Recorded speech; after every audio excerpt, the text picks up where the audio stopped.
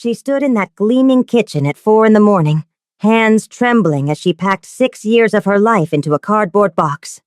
Maya Thompson, a black woman who had built the reputation of a 5-star resort with her soul, her grandmother's recipes, her heart poured into every dish, had just been fired. Not because her food wasn't extraordinary, but because wealthy guests didn't feel comfortable being served by her. The manager had smiled that corporate smile and said it was about image, about what luxury was supposed to look like. And apparently her face didn't fit the picture. But what happened next? What walked through that kitchen door 20 minutes after she lost everything changed the entire story. A man in an immaculate black suit. A scar running down his face like a warning. Park Jin-seok, known in certain circles as the Dragon of Busan. A Korean mafia boss who didn't belong in kitchens, who belonged in rooms where problems disappeared. He asked her one question. "Did you make the chicken stew last night?" And when she said yes, this dangerous man, this powerful, feared figure, closed his eyes and wept. Because her cooking had given him back his dead wife for 20 minutes. Because soul cannot be faked. Because he had just tasted something money could never buy. What he offered her next would turn humiliation into the most poetic revenge imaginable.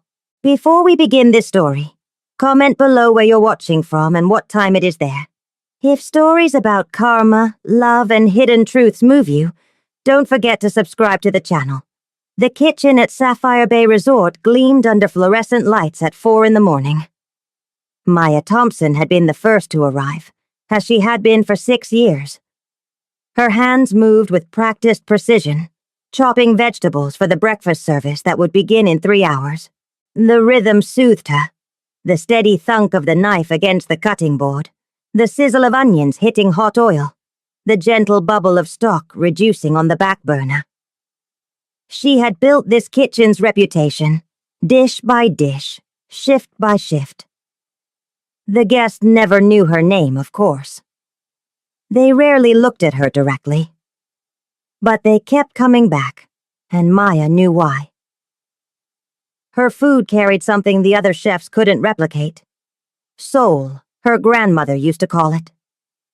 That invisible ingredient that turned sustenance into memory. At 7:30, Richard Castellano entered through the staff entrance, his expression tight. Maya felt it immediately.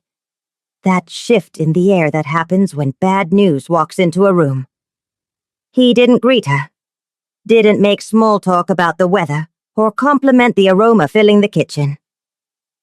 He simply said her name, flat and final, and gestured toward his office. The walk down the narrow hallway felt longer than it was.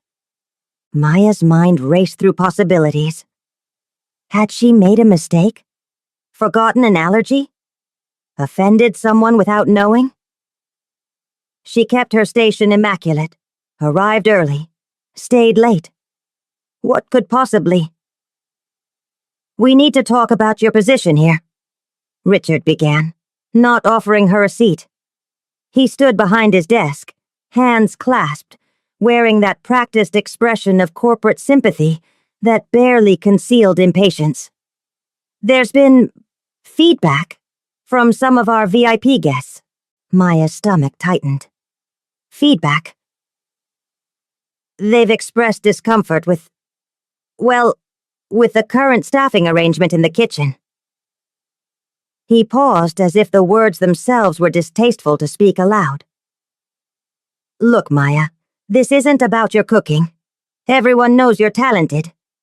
But we have to think about the resort's image, the experience we're selling. And sometimes that means making difficult decisions to ensure our guests feel comfortable." The word hung in the air like smoke. Comfortable. Maya understood immediately. She had understood the moment he said staffing arrangement, instead of saying her name. She had understood in the polite smiles that never quite reached guests' eyes, in the way they looked past her as if she were part of the equipment, in the surprised tone when someone complimented a dish and learned she had made it. "You're firing me," she said quietly. Not a question. A statement of fact. "We're restructuring," Richard corrected, though they both knew what restructuring meant when it applied to only one person. "We'll provide 2 weeks severance, of course, and a reference letter. You understand this is just business. Business. Image. Comfort." Words that meant everything and nothing.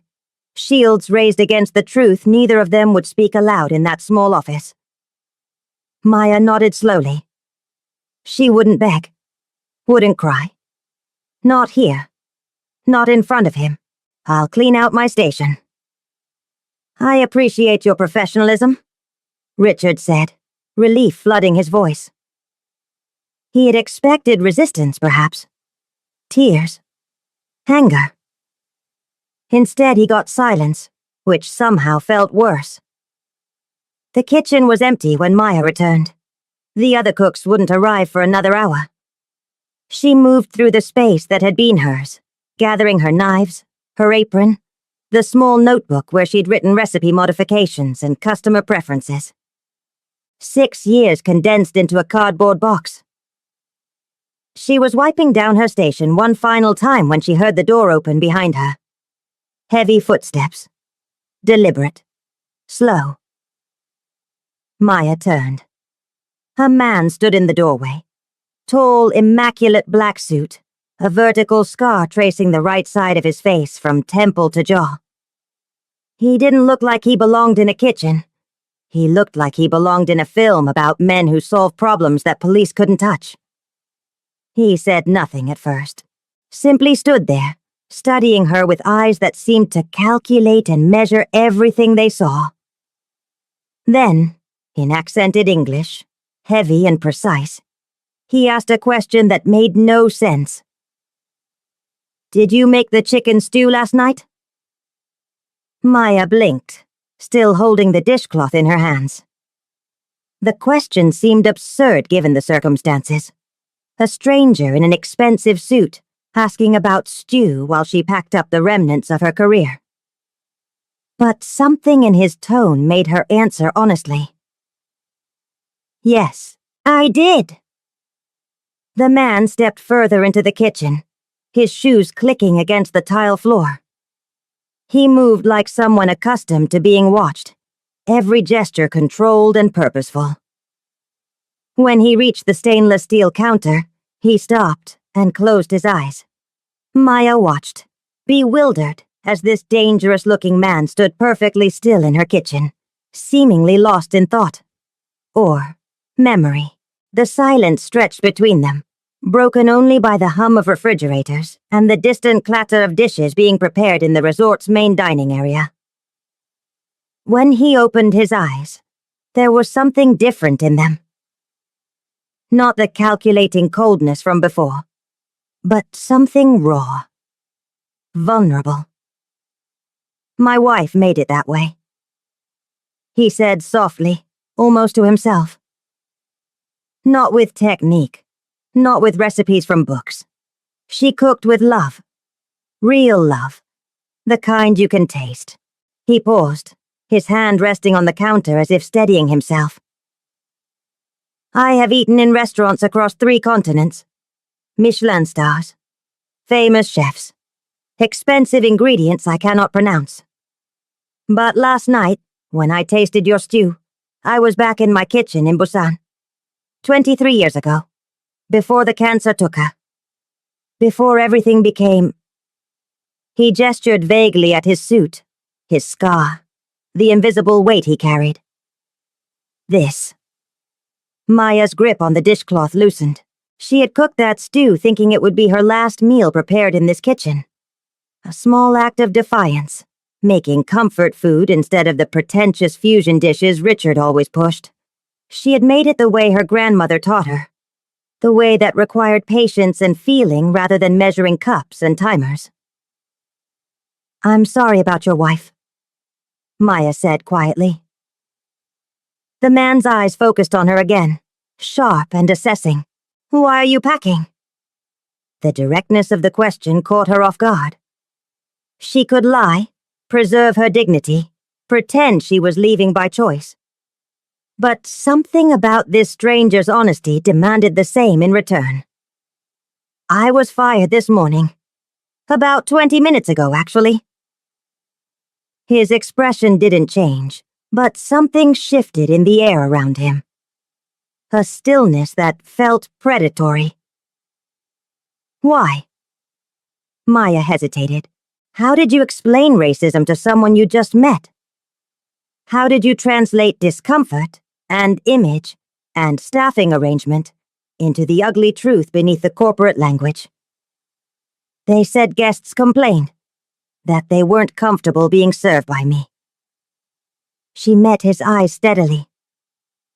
My cooking was never the problem. My face was. The man was quiet for a long moment.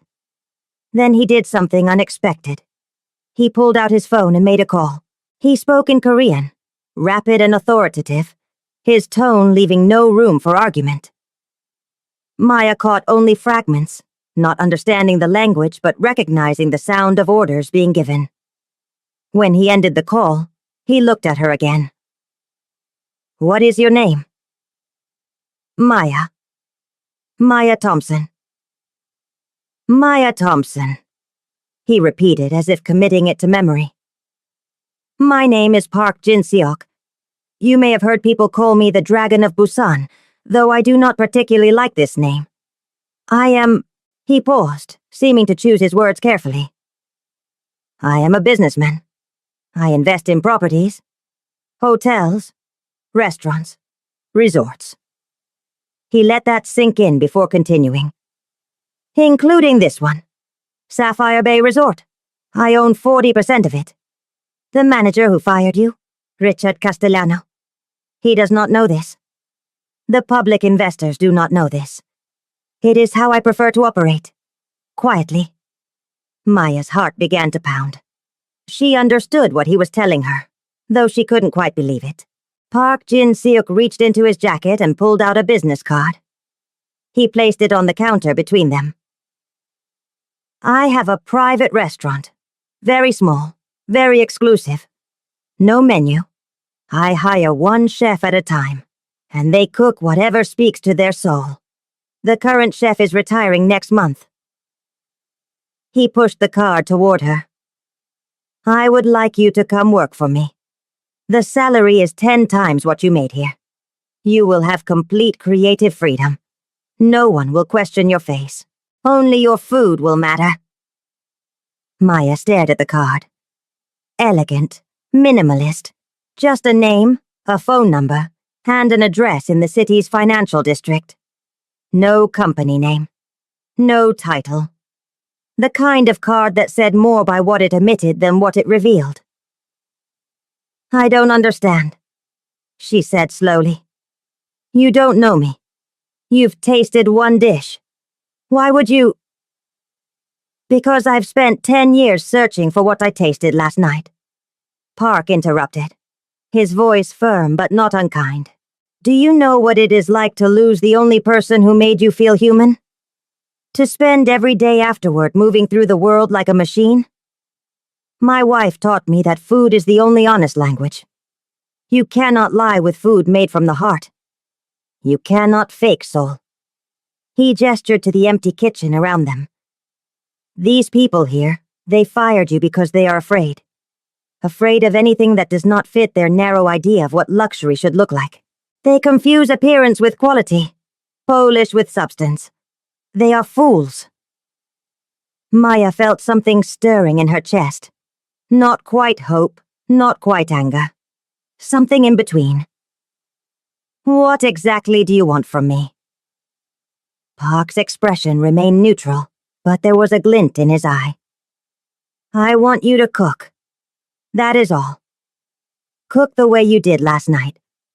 Cook the way your grandmother taught you. Cook with truth. He paused. But I also want to offer you something else. A choice. What choice? I can simply hire you. You come work for me, leave this place behind. Start fresh. No one here ever knows what happened. You build a new life. That is option 1. He leaned slightly against the counter. Or, you let me do what I do best, which is remind people that there are consequences for cruelty disguised as policy. Maya's pulse quickened. What does that mean? It means I'm hosting a private dinner here at Sapphire Bay Resort in 1 week. Very important investors. People whose money keeps places like this alive. Richard Castellano has been preparing for months. This dinner will determine whether he secures the funding he desperately needs. He is, how do you say, drowning in gambling debts. He needs this night to be perfect. Park's smile was thin and cold. I would like you to be the guest chef for this dinner. I will tell Richard that it is non-negotiable. That my investors specifically requested a chef who cooks with soul, not sophistication. He will have no choice but to agree. Because without my presence, there is no dinner. Without the dinner, there is no funding. Without funding, this resort closes within 6 months. Maya felt her breath catch. The audacity of it. The calculated cruelty. You want him to watch me cook, after he fired me. I want him to understand that image means nothing when the foundation beneath it crumbles. I want him to serve wine and smile at people who hold his future in their hands while knowing that the woman he discarded is the only reason they are impressed. And then, at the end of the night, when everyone is satisfied and happy, I want him to hear the truth. What truth? Park's eyes were steady, unflinching. That I am pulling my investment. That the resort will be restructured under new management. That he is fired.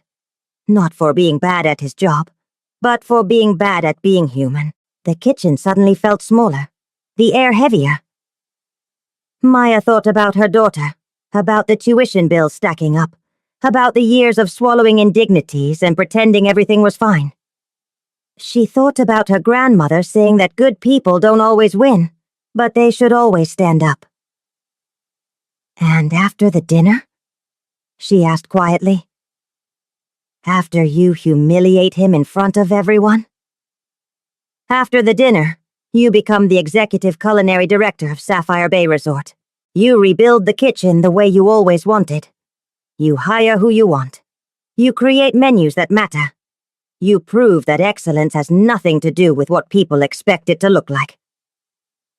Park straightened, buttoning his suit jacket. But I need to know now, Maya Thompson. Are you someone who walks away quietly? Or are you someone who makes them remember why they should have never let you go? Maya looked down at the cardboard box containing 6 years of her life. Then she looked back at Park Jin-seok. This dangerous man with sad eyes who had tasted grief in her cooking and decided to weaponize kindness. She picked up his business card. When do we start? The week that followed moved like a dream wrapped in precision. Park's people arrived at Maya's apartment with contracts, logistics, kitchen specifications. Everything she needed would be provided. Every ingredient she requested would appear. There were no limitations except one. The food had to be hers. Authentic. Uncompromising. Richard Castellano had called her 3 days before the dinner, his voice tight with forced professionalism. Maya, I understand there's been a development. Mr. Park has requested you specifically for Saturday's event. I trust there are no hard feelings about our previous conversation. This is a tremendous opportunity for everyone involved. Maya had said nothing, just listened to him rewrite history in real time, turning her firing into a previous conversation, and his desperation into her opportunity. She simply confirmed she would be there and hung up. Now, standing in the same kitchen where she had been dismissed, Maya felt the weight of what was about to happen. The dining room beyond the doors was filled with men and women in expensive suits, speaking in hushed tones about market shares and quarterly projections. Richard moved among them like a nervous conductor, ensuring every glass stayed full, every smile stayed bright. Park Jin-seok sat at the head table, silent and observing. He had not acknowledged Maya when he arrived, maintaining the fiction that she was merely a hired chef, nothing more. But she had caught his brief nod when their eyes met, a silent reminder of the plan. The dinner began. Course after course emerged from Maya's hands. She had chosen dishes that told stories. Her grandmother's braised short ribs with gochujang glaze, a fusion that honored both her heritage and Park's. Cornbread soufflé with honey butter that melted on the tongue. Collard greens cooked low and slow with smoked ham hock. Shrimp and grits elevated with preserved lemon and fresh herbs. Each plate was a declaration. This is who I am, and I'm extraordinary. The investors responded with the kind of enthusiasm that cannot be faked. Conversations paused mid-sentence as people tasted. Eyes closed in appreciation. Compliments flowed. Richard's tension began to ease. Perhaps he thought he would survive this night after all. Dessert was Maya's masterpiece. A deconstructed peach cobbler with buttermilk ice cream and brown butter crumble, served warm with a drizzle of bourbon caramel. When the last plate was cleared and the final compliment given, Park Jin-seok stood. The room fell silent. I would like to thank everyone for joining me tonight, he began, his accented English carrying easily across the space. Food like this reminds us why we invest in hospitality. It is not about thread count or marble fixtures. It is about moments that make us feel human again. Richard smiled, relieved. This was going well. Better than well. Park continued. This chef, Maya Thompson, was fired from this resort 1 week ago. The reason given was that guests were uncomfortable being served by her. Not because of her skill, as you have all experienced tonight, but because of how she looked. The silence shifted, became uncomfortable. Richard's face drained of color. The manager who made this decision, Richard Castellano, believed that image was more important than excellence, that comfort was more valuable than truth. He was wrong. Park's voice remained calm, factual, devastating. I am withdrawing all of my investment from Sapphire Bay Resort, effective immediately. The restructuring will begin Monday morning. Mr. Castellano, you are relieved of your duties, not because you are bad at hospitality, but because you do not understand what it means. Richard tried to speak, his mouth opening and closing soundlessly. The investors sat frozen, unsure whether to intervene or simply watch. Park turned to Maya, his expression softening almost imperceptibly. Miss Thompson will assume the role of executive culinary director during the transition. She will rebuild this kitchen as a place where talent is recognized regardless of what it looks like, where food made with soul is valued above food made for appearance. He raised his glass. To honesty, in food and in all things.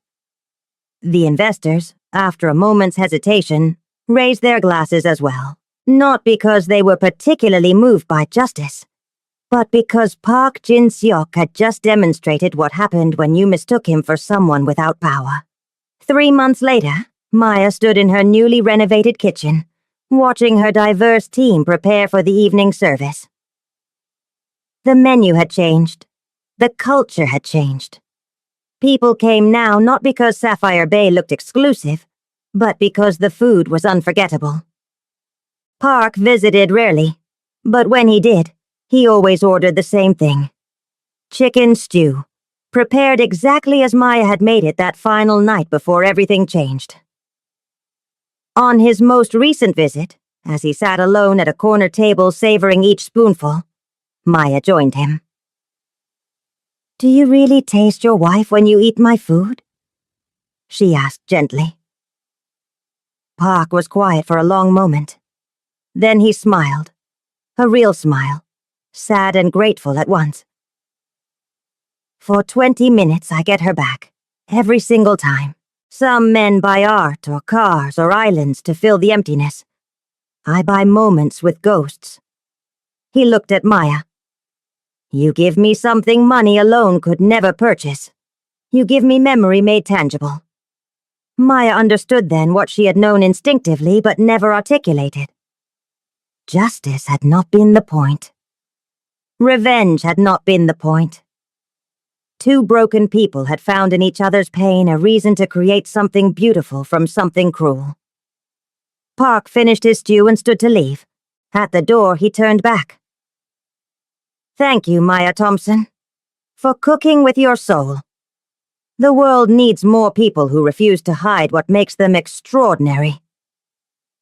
And then he was gone, leaving behind an empty bowl and the faint scent of memories that tasted like home.